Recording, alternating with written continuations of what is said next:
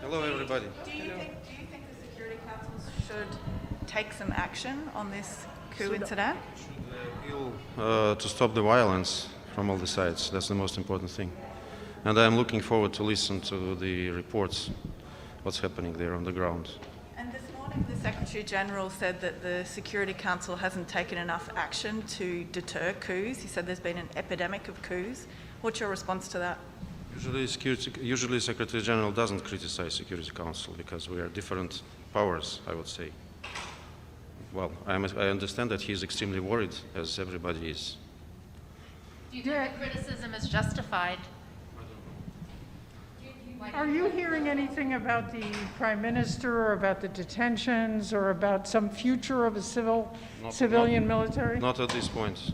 Not at this point. That's what we are going to find out right now. So, Ambassador, when you say the violence, do you think that the Council can say anything about the violence, anything about the whole situation?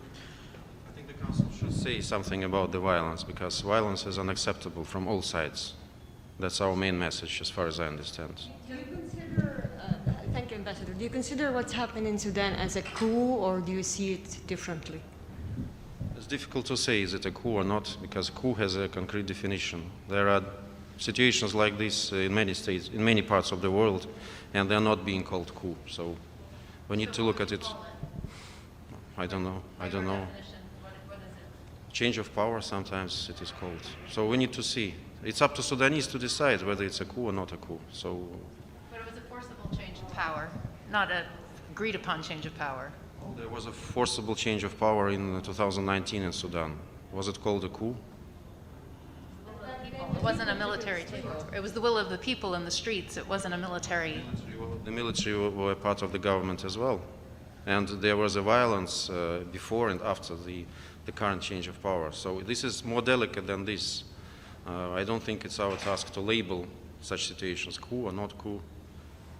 Well, you know our position of what happened in Ukraine in 2014. We think it's a coup. So, yeah. Ambassador, you've been engaged on a text.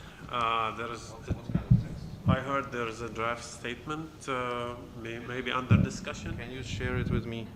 I haven't seen it. Okay. Neither did I.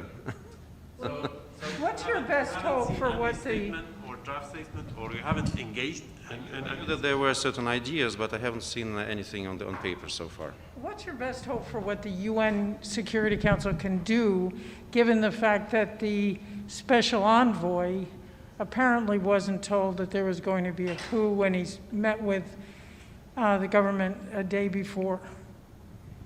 So what should I comment on? His words No, about the I coup? mean, what can the UN Maybe he do? has a crystal ball, I didn't. So, What can the UN do? Security Council? first and foremost, UN should appeal to stop the violence and to resume dialogue.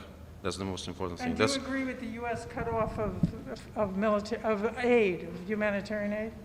No, I don't, because we need to assist Sudan in any case in transition.